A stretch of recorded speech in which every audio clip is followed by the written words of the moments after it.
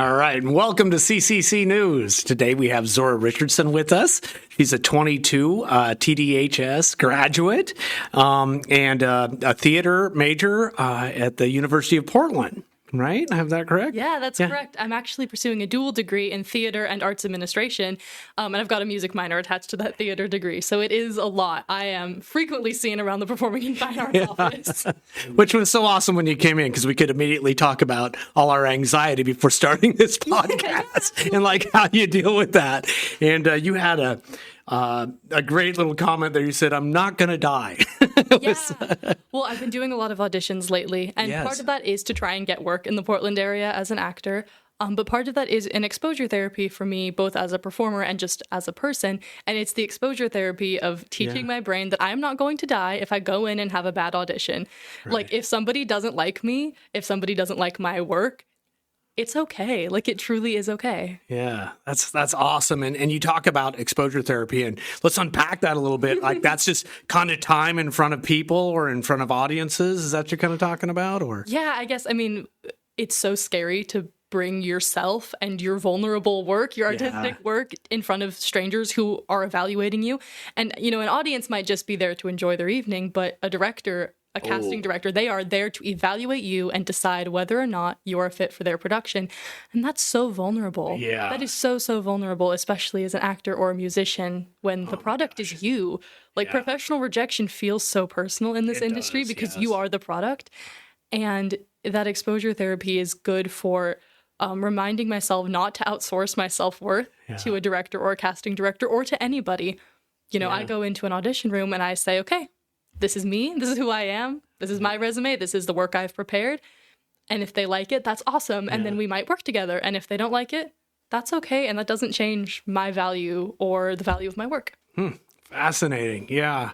And to that end, you said that you're on pace to do 50 auditions in the next month or so? Oh, during the calendar year. During the calendar year. Yeah. Okay. It was my New Year's resolution to do 50. Okay. And in the industry, the spring, like late winter, early spring is kind of the big audition season, and then callbacks are happening around now. So I'm at 22, and I've got auditions lined up through 27, and then we'll see what happens from there. Oh my God. But really, it is just a numbers game for me of learning to experience rejection and get over it and meet people in the area. You run into the same people all the time in a smaller city like Portland. Yeah. And to just make friends, make connections, exposure therapy, and like learn how to do this so that when I graduate, if I end up, you know, having representation or moving to a bigger city, or when things start to get a little more high stakes, I will already have conquered the fear of what people are going to think of me in an audition room, and I'll be able to really bring my best self. Yeah. And what a great opportunity to meet a lot of folks pretty quickly too, right? But let me like, sometimes you have a back-to-back. Do you have maybe 2 auditions in a single day? I have done that before, yes. Okay. It's a really strong lesson in resilience, because I had one. This was like one day, one the next morning, so not quite that back-to-back, but my audition the first day in the afternoon went badly. They asked for 2 songs, and I went and I sang my first song, and it went okay, and then they said, "Thank you, we don't need to see any more." And I was so heartbroken that they didn't ask for my second piece. I was really excited to sing it. It's a theater who was doing work that I wanted to do. They were doing shows that I wanted to be in. It was a place that I've always wanted to be on stage at, and it was a hard rejection. Yeah, that's tough, because you had kind of some emotional attachment to it to begin with going in. And and there were people that I knew professionally from other contexts behind the table, so it felt personal as well. And I got in my car and cried a little bit. And then I said, okay, you know what? I've got to pull it together, because tomorrow at 9 a.m. I have to go do the Shakespeare audition. Wow. And I've got to pull it together and maybe not pull it together. I have to not let someone else's opinion of me affect the work I'm doing going forward. Right. And that's okay. And I put my comfiest pajamas on, and I watched Ted Lasso, and then I got up the next day and did the next audition, and it went well. So excellent. That's how it goes. Yeah. And any given day, right? You just kind of don't know what all the people in the room are going to be, and you just sometimes it fits and sometimes it doesn't. It feels personal, but it so is not. Yeah. And this is true of any rejection in life. A lot of like actors and theater professors like to say things to the effect of, you might get rejected because your song was bad or your monologue was bad or whatever. Or it might be because you look like the director's ex-wife who they're in the middle of divorcing and they can't handle to look at you. Like, it really could be. It could be that there are so many things that affect how we perceive people that you can't assign so much weight to it. I hear it's never good to have an interview like right before lunch. You're like, Yes. Oh my gosh, yeah. Because then everyone's hungry and they're like, will this person stop singing so I can go get lunch? I think it's good to schedule yourself as early in the day as possible so they're fresh, or like 2 p.m. Yep. Yeah, I always shot for that. Like first, I always would if I was interviewing for a job or anything like that, if I could get the first shot out, or maybe sometimes the last if I couldn't get the first. I always kind of thought that was a good spot too. But yeah, you're right. That's bad. I mean, and it's rough because it has nothing to do with you or what you're bringing to the table. Right. But it could just be the casting director's hungry and they have less patience to hear this song they've heard 4 times already today. Yes, exactly. Yeah, huh. Interesting. So, Zora, you came up through the Dalles High School and you did Distinguished Young Woman. Yeah. You won that in 2021 and you went on to the Nationals in August. And I believe you did very well there. Yeah, I didn't win anything at the national level. So I won the Wasco County title and then the state title and then nothing at Nationals, which was kind of a rude awakening, but also everyone at Nationals is the best in their state. Yeah. Heavy competition. So it is very heavy competition. And it's good to lose sometimes, I think. It's good to have like perspective and to experience both the highs and the lows. Right. But I credit DYW with a lot of some of my professional successes and educational successes. I had an interview this week for an internship, and I leveraged all of those Distinguished Young Women interview techniques. Interesting. Yes. Yeah, that's great, and that's kind of what I was leading up to. There is not only that, but your education here in the Dalles and all those things have kind of prepared you to go on to college, and you're going to go into your senior year in the fall, right? Yes, I am. Yeah. So how was that transition? Talk to me a little bit about going from the Dalles, and did you go to Portland State University right off the bat? University of Portland. Excuse me, University of Portland. Yes, it's a very common mistake. Don't feel bad at all. It's about every conversation I have when people ask where I go to school. It's all right. Yeah, I went right away. I didn't take a gap year. I know that's a valuable experience for a lot of people, but I think going right away was right for me. Yeah. And it was definitely a transition.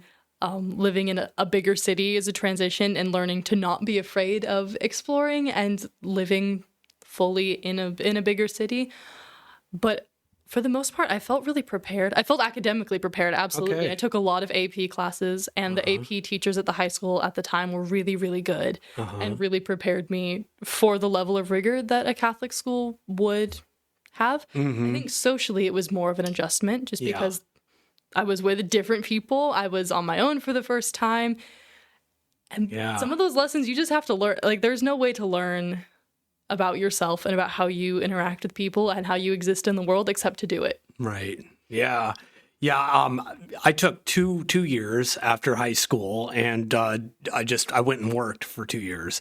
And that social adjustment was just as wild, very difficult to kind of figure out my way in the world, as far as, who my friends were going to be and how that was going to all work. But yeah, we kind of take from our high school experiences and apply those. And it just sounds like you had a pretty nice transition, and you're into you're following kind of a path of in the arts, as you say, with your art admin, a dual degree. So that's really cool. Any major as far as you were living in the dorms first year, right? And yes, I lived in the dorms for a year, and then I moved into a house. So my first year, I worked in the costume shop for the theater at UP. There's a bunch of student jobs in the costume shop and the scene shop. And one of my coworkers and I became friends. And one day, as we're sitting there doing our work, she says, "Hey, I'm moving into a house off campus and we need a couple more people. Like, would you want to come and tour and maybe move off campus with us?" And I said, "You know what? Yeah." And I didn't know if that's what I wanted to do. I didn't have a plan. I was kind of debating. I was thinking I might stay in the dorms. And I went and toured, and I loved the house, and I loved the room that was available, and I loved the people who were moving in. And so I took a leap and I did it. And that friend and I are best friends today. We are so close. And she graduated ahead of me and has been such a wonderful beacon of hope, and has shown me that life doesn't end when you graduate college. And she got a job right out of college that she enjoys, and like we're still really close. Great. So, and I think I know nowadays that the university requires 2 years of on-campus living, which is pretty standard. I was surprised that it was only 1. Yeah. And that's pretty standard. And I think that's good. I think it provides some more structure and support. But for me, it was the right thing to do. And I'm really, really happy with the people that I met and got close with. Awesome. Yeah. So is that roommate, that friend that you made, is she also in did she get a theater degree, or you guys kind of like-minded in that regard, or? A little bit. She was an English major. She won the award for top English major in the department. But she had a theater minor and studied dramaturgy, which is kind of an English adjacent discipline within theater. And so we met both in that costume shop job, and she was assistant directing a production of Brandon Jacob Jenkins' Everybody that I was in my first semester. And we were, this is a funny story. So in that cast, the director assigned us all a secret buddy, who we could give notes to the director, who would then give them to our secret buddy, or at the end of the show, we all like gave each other little gifts, and she was my secret buddy. Okay. She was giving me the notes and encouragement, and I didn't know the whole time, like this person, the secret person who was passing all this love and support, and I was a freshman in a big role, I didn't know what I was doing. And then at the end of the run, I found out that it was her. And like we had been living together, or we were going to be living together the next year. And it was just like this collision of like happy accidents. Yeah. So she's not also an actor, but she works in marketing and communications. And at a high school where she gets to cover theater and do writing and do creative work. And I think it's really important as an actor to have people outside of the industry in your life.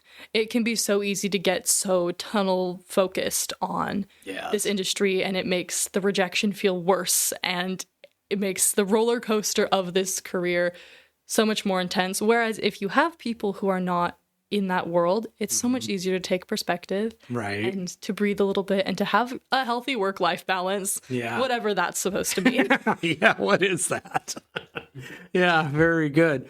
Well, hey, we've got a fun little piece coming up here. Robin Denning's here, and she's going to take us through a Shakespeare quiz, and she's going to test you and I guess we are, versus each other in this one, where we're going to see if we can recognize, the quote and from what work Shakespeare it comes from.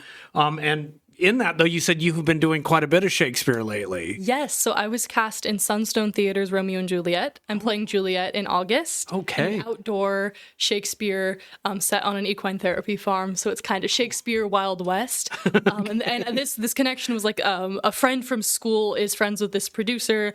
And I was able to kind of find the audition that way. And they really liked what I had brought. And it was just all this, like, again, a collision of kind of connections.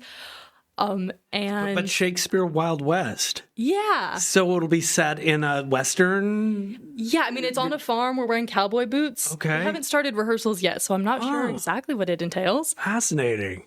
So is the balcony scene on a barn maybe, or it could be? I have no idea. I'm so excited to find out. And then I do Shakespeare in the Park with Original Practice Shakespeare Festival, and this will be my 5th summer with them coming up. So I'm doomed in this quiz.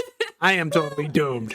Maybe I don't know like Richard II very well, so you might have a leg up. I don't think so. Awesome. Wow. I believe in you, Tom. I think you'll be okay. I'll do my best.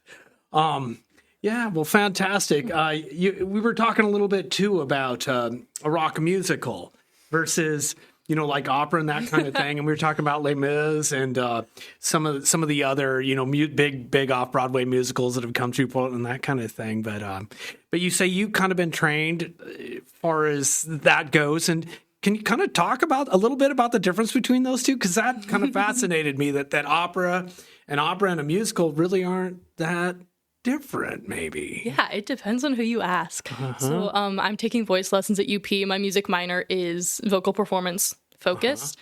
And my voice teacher is a retired opera singer. Okay. Or he's a teacher now. He also still performs. So he's very focused on classical technique and classical training. He assigns a lot of arias and art songs, and that's really the world he knows. And until recently, he's been kind of iffy on musical theater. It's in the opera world, it's definitely seen as a lesser art form. But I had a really moving moment in a lesson with him a few weeks ago where I had brought some musical theater and said, hey, I want to work on this. I have some auditions coming up. I would love your feedback.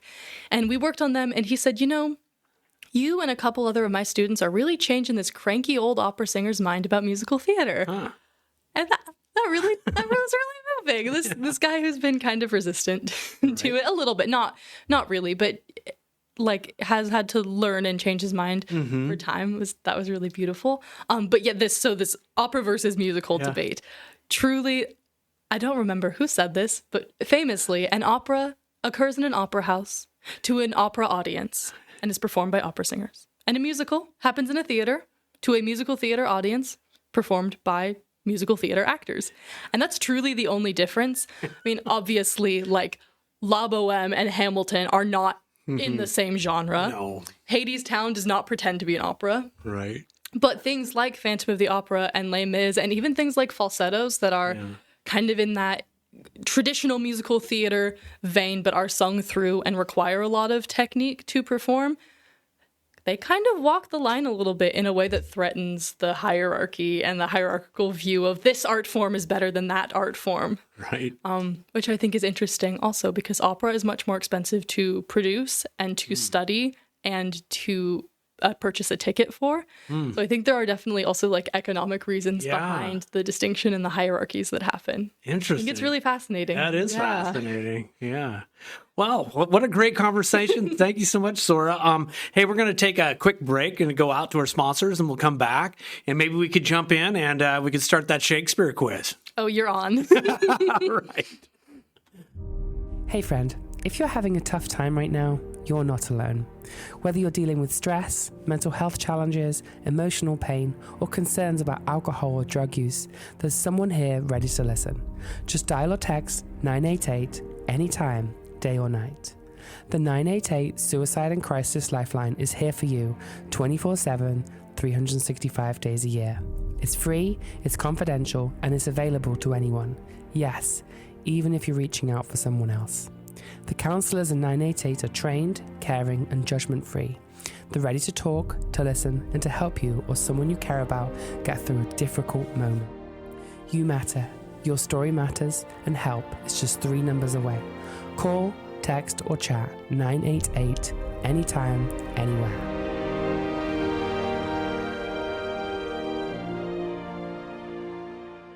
All right, and we're back with Zora Richardson here at CCC News, and we're talking a little bit about her upcoming roles and that kind of thing. But I wanted to jump back for a second. You got to spend a whole term this last fall in London. Is that correct? Yeah, I did. It was amazing. It was so wonderful. So I did a term in London, focused on kind of a liberal arts curriculum, so I got to dabble in art, and I took a contemporary art class where we made lots of visits to galleries. We became regulars at the Tate Modern. Okay. And I took a theater class that was more about audience studies and kind of philosophy of theater. I took several history and politics classes, and I had an internship. I interned at the Space Theater, which was so wonderful. I ended up assistant directing kind of a show, one of their community theater shows. They have, they bring in locally touring professional productions, and there's also an in-house like Amdram community theater. Wow. Group that I ended up getting to help out with and getting to know the people who perform there and the community that's there, which was so awesome. And I also got to see so much theater, which was amazing. I saw this t-shirt. You can't see that it says London on the bottom, but this is from Hadestown in London, which I sobbed at more than once. I got to see lots of great Shakespeare. I went to the Globe frequently because you can get cheap standing tickets, which is amazing. Right. My theater class went to the National Theater a few times, we saw one of the Death of England trilogy, which was incredible. One of the best pieces of theater I've ever seen. Wow. But I think the crown jewel of the whole experience, my favorite moment in London, was that I got to see David Tennant play Macbeth. And I rushed that performance. So box office opens at 10. And my partner and a good friend of mine were also living in London at the same time. And we got up and got to the theater at 7 and stood in line. There's a Cafe Nero across the street. So we get our coffee and our pastries. Okay, stand there, wait and wait and wait. The box office opens at 10 and we get in and we get our £25 ticket for the front row, which they reserve for Rush. It was...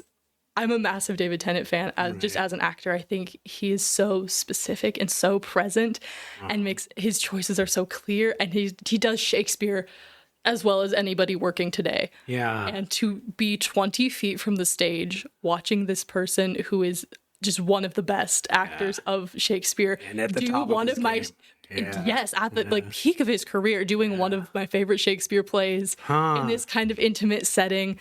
He was right there. It was so amazing. It was so amazing. Almost otherworldly, right? Like, yeah. And he came out to the stage door, and of course, like, that's Doctor Who, right? Everyone's crowding the stage door. But he's so wonderful. He's saying hi to people and signing programs. And I'm not in the front, but I'm quite close. And I take my program and I reach it over and I like look up and he waves and signs this little scribble on my program. Wow. So I have my Touch of greatness, right? Little souvenir. Yeah. That was, I mean, not to just be a fangirl on Maine, but that was so incredible. Oh, that's awesome. I don't know what theater viewing experience is going to top that. Yeah. Well, I bet you'll have some. I'm sure. No, I cannot have peaked at 21. That that can't be happening. Just getting going. But, like, going abroad was so wonderful because and I got to do so much traveling and meet new people and take these classes. All of those things were great. But I also got to live in the city that has the richest presence of the thing that I'm studying and my craft and thing that I'm dedicating my life to of anywhere on earth, except maybe New York, but only maybe. Maybe, right? Yeah. Huh. It's interesting. You made a comment there and you said his choices are so clear. Yeah. What does that mean? Talk to me about what that actually means. Well, part of being an actor, or scratch that. Yeah. The essence of being an actor is telling the truth. Okay. Acting is about being honest. It's not about lying at all. It's about being honest and about presenting humanity in a way that people recognize. And part of that is clarity. So when he is as Macbeth in this scene, thinking through whether or not to commit murder, you see every moment, every shift, every new thought that hits his brain, every change in position, every change in tactic.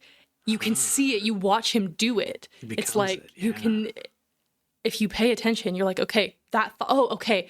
You watch it unfold in his performance. It's not just, I'm going to get here and say this text with some expression. Right. It is so clear he's what's going happening. through the mental gymnastics of what those decisions actually mean in the moment. And some actors do that and you're like, okay, I can tell they're thinking, but it's a little bit muddy, whereas he is like, this thought, and you can tell what it is, and this, and this, and this. Or when he's in a scene with another person, you can tell exactly what that character needs from the other character. And you're like, oh my God, I hope he gets it. It's so beautiful to watch because when it's a strong acting performance, you don't notice that because you're lost in the story and you're just absorbing the truth that's coming off of the scene. Yeah. But since studying acting, it's it just opens up this world of, oh, wow, that is somebody who really, really knows what he's doing. Right. Yeah. And it's something you want to ascend to, It's like, that's so cool. It's really the kind of acting I want to be doing. Yeah. It's amazing when you see in your craft somebody who's just the absolute best or one of the best. And it just gives you such inspiration, to go there. I mean, and it can be highbrow, David Tennant is Macbeth. Yeah. I'm a nerd for Shakespeare. Let's not be mistaken. And that was awesome. That was great. But you can also find those kinds of performances in unexpected places. A group of friends and I went to see the Revenge of the Sith re-release recently. Yeah. You know whose performance is really incredible? Ian McDiarmid. Amazing. It's kind of a silly role, Emperor Palpatine. It's a silly, goofy role. But there are scenes where I'm like, whoa. I can see the layers and his choices. He's playing opposites. His circumstances are so clear. The relationships are so clear.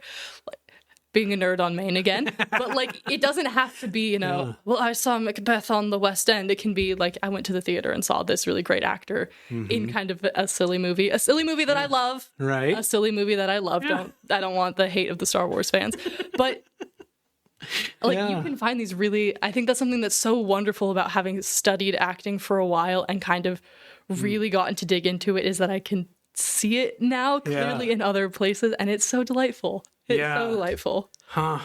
How many years would you say that you've been focusing on theater and or since a kid, like you were a young kid, or? Yeah. Do you want to know how I started? Yeah. I played a rat in Missoula Children's Theater's The Pied Piper. Really? 6 years old. Out of the Grange?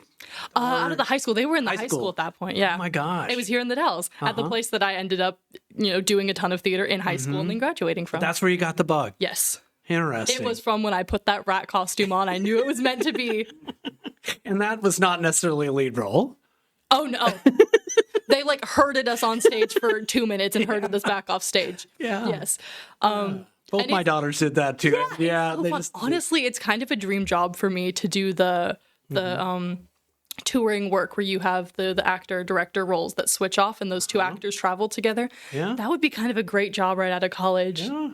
Still young. And it sounds facetious, but I am serious. That's where it started. Mm-hmm. No, I totally get it. Like, I know when I wanted to write, it was fourth grade. Yeah. We were writing short stories, and, I wrote a story and the teacher read it, and I was like, oh God, this is where I want to be. Like, I love this. This is so fun. It's like when people talk about, if you want to find out what you want to do with your life, think about the things you enjoyed as a kid. Yeah. Because you probably still love them. Yeah. Like, there's a part of you inside that really still loves that. Yeah. I went to the We Can Do Hard Things book tour in Portland last night, and they did an audience Q&A portion. And it's this self-help community podcast about, a lot of it's focused on like authenticity and living a good life and doing the hard things. Right. And they had an audience Q&A, and Glennon Doyle, famed memoirist, is one of the hosts.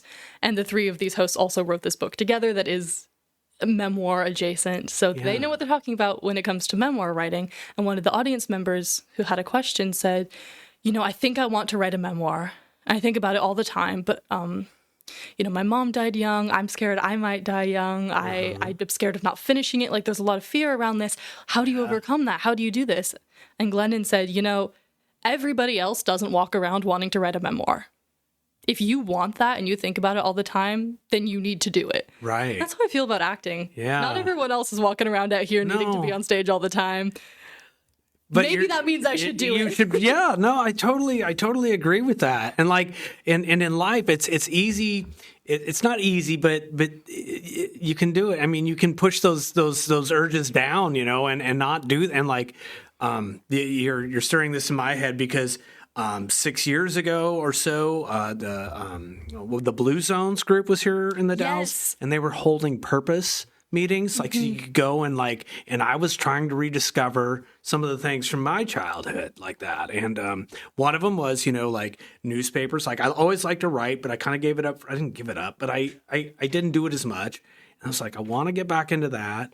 And then the other one was playing guitar. Like, I never played guitar, but I always kind of wanted to. And music, I've always loved music and that kind of thing. And it just it all resurfaced for me. And I was able to grab onto it. And, and I do have a short story I want to get written. So you're emboldening me right now. I'm saying it live, actually. So I better do it. Yeah, I really hope you do. I think like human beings are creative beings. Like, that is such a part of who we are. Yeah. Cave paintings are the classic example. Like, as long as we have been Homo sapiens, we have been creative. Yeah. And usually when you talk to people about like wanting to rediscover what their inner child loves, it's almost always something creative. It's almost always writing or music or dance or acting or storytelling or building, or sometimes it's like sports and community and playing in that way. I think they're all kind of connected. Right. Wow. Well, wonderful. What a great piece of advice, I think, for anybody, no matter what age, is to kind of listen to those inner voices that are telling you to go out and do, these interesting, fun things that you really, love. And that's so cool. Well, great. Well, why don't we take one more break and we'll come back, and I guess we're going to have to jump into this, this Shakespeare quiz. All right. All right. We'll be back in 1 minute. Hey, Josh, did you know that we are funded by our readers in large part? I did know that, but please tell me more. Yeah, it's our local readers here that make it possible for us to go out and gather news on local businesses and important issues in our community.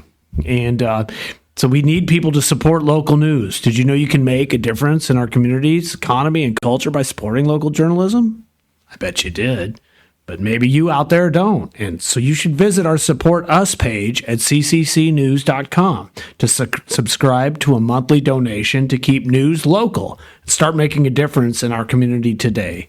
Again, that's CCCNews.com. And remember, CCC News is available for everyone and funded by readers. All right, we're back. We're joined now with Robin Denning, and we're here with Zora Richardson. Yeah, we're talking theater and England. You're from Manchester, right, Robin? Yes, I'm a Mancunian. Yes, that would be me. Yeah. And Zora just finished a term last fall in London, so yeah, you guys, I'll have that. And I live in Oregon. So, yeah, I mean, that's where we live too, and so it's pretty cool. For sure. Excellent. So Robin, you apparently have a quiz. You've come up with some incredible idea here to put me on the spot. So yeah, what you got? I'm trying to like not see your screen. I might. Oh, you're fine. I'll make it super small so you can't see it. That's not fair. Can I get a mirror? Oh no, we're good. We're fine. No. We'll keep the screen of myself right here. So the pretense of the game is that you both know quite a lot of Shakespeare, you know, and I have a funny accent, and so I was going to choose a random line from a Shakespeare piece, and I was going to recite the line, and the first person to go beep and then tell us the line gets the point. You get 1 point for which play it's in, and then you get another point for knowing which scene it's in, and then you get another point. Oh wait, which act it's in, and then one more point for which scene in which act. And I'm not going to tell you which play we're doing because I'm going to make it extra hard and where we are, obviously. Okay. Are you ready? Yeah, ready. Yeah. Meep. That's where meeping in? You're meeping, yeah. How's your meep, Zora? Meep. That's very good. Meep. All right. We didn't get any little things. I almost went down to the early learning department down in our basement. We've got some little macarinas down there. We could use something. So, okay. So are we ready? We're ready. We're ready. Okay. Now I have to find something. Don't stare me down. Yeah. I'm taking some deep breaths, locking in. Ready to go, but never to return. O son, the night before thy wedding day hath death lain with thy wife. There she lays.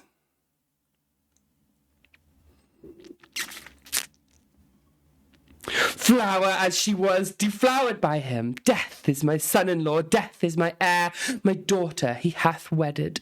I will die and leave him all life, living all his deaths. Beep. Yeah. Is this from Richard III? No. Okay. Meep. Yes. Macbeth? No. Oh! This is hard. I don't know this one.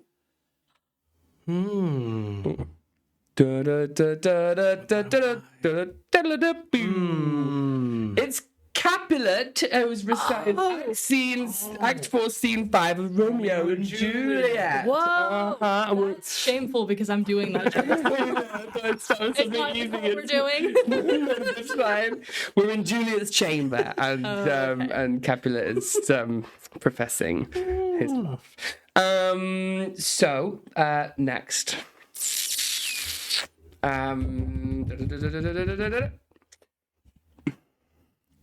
Now is the winter of our discontent. Beep. Oh. Yes. This is Richard III. Yes. Yeah. Which act was seen? This I don't know. Oh, it says it's Act 1? Yeah. Yeah, I think that's the opening. Really creative about where I got this one from. Right? Yeah. Made glorious wedding. summer the son of York. Now the winter is our discontent, make glorious summer by the son of York, and all the clouds that loud upon our house in the deep bosom of the ocean buried. Yeah. I do love Richard III. He's like this just great character with the hump and, the whole thing. And It's a wonderful play. Like, I want to play Lady Anne so badly. So 1 point for Zora. yeah. Do I get a half point for Act 1? Tell me what that is. Yeah, we didn't all see you do it, so we have a Point Oh, you're 5. keeping Italian. Okay. We're not winning or losing anything. You're okay. Okay. Next. Then I must be thy lady, but I know, when thou hast stolen away from fairyland, and in the shape of Corin sat all day. Beep. Yes? This is A Midsummer Night's Dream. Yes, it is. It's Act 3, Scene 1? No, so Is it- Act 2, Scene 1. Very close. That was very impressive. Well done. Thank you. I think I used this recently to teach some children about Shakespeare. That's not fair. You guys been colluding? The kids like the fairies. They like the magical elements. True. Amazing. Okay, how are we doing? What's the scores on the doors? Zora 2, Tom 0.5 on the gimme. You get that point. I think that's Point totally five. fair. Yeah. Half point. Expected. Okay.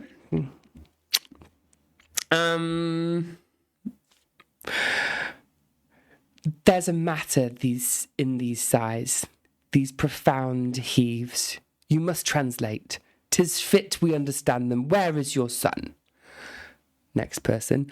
Bestow this place on us a little while.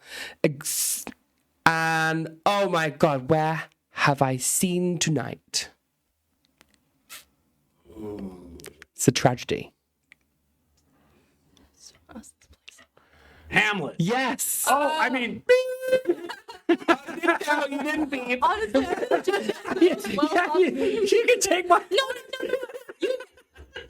I think that counts. I think. I don't know the. Oh, okay, I can tell you what's happening in the plot, but I Yeah? don't. It's when they're all hiding to overhear Hamlet and Ophelia. Yeah. It's okay. So How does the sea is the wind when both contend? I'm gonna take a stab at it. 2-4. Act 2, Scene 4. Act 4. Scene Oh my gosh. 1. Okay, so I don't know this play. Wow. We're learning. There's nothing wrong with learning. Of all the Hamlet lines that could have happened, that was pretty good. That's pretty good. So, I mean, 1.5 to 2 is. Yes. It seems Wow, like we need a okay. tiebreaker. Tiebreaker. Time for a tiebreaker. Winner takes all. Okay. Are you ready?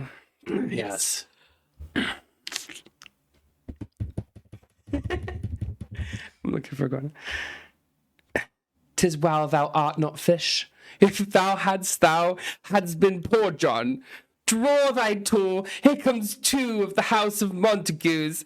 My This is Romeo and Juliet, Act 1, Scene 1. Oh, crush. And the characters are Gregory and Samson. yes, that's dead right. 3 points for Zora. Wow. Well, I can't say I didn't expect it. I should be shamed for not knowing the other one. I had to recover that. It was very good. Well done, both of you. Great job. Oh my God. I'm not sure my intonation was right because I wasn't there in the scene, I couldn't have heard the sound, the line before mine. So That was awesome. Very well done. Yeah, thank you, and you too. Excellent work. Well, great. What a great way to end up with a quiz and that kind of thing. Any kind of last words or advice for kids who are interested in theater or just following their passion in life, Zora? Yeah. you know what excites you. You know what it is in there, and there will be lots of people who either are dissuading you from that in a malicious way, or who mean well but worry for the future of a creative career, or think they know better because they did something else that worked better for them. And I would say so many people who end up in a creative field and are really happy with their work are doing the thing that they knew that they loved as a kid. So if you are a young person and you have that thing that you know that you love, you're right. Like, trust that in yourself, and know that that's worth chasing. And if you shove it down and you abandon it and you give up on yourself because of what other people say, you will eventually come back to it later in life thinking, darn it, why didn't I follow what I knew myself to be and what I knew myself to love and to want in life? Wow. That's sage advice. Wow. Very good. Yeah. All right. Well, thank you so much for coming today, Zora. And thank you, Robin, for an excellent quiz. What Thank you, Robin. That's wonderful. Thanks for engaging my silly quiz. Right. Cool. All right. And so until next time, CCC News signing off. Thanks, everyone. Thank you.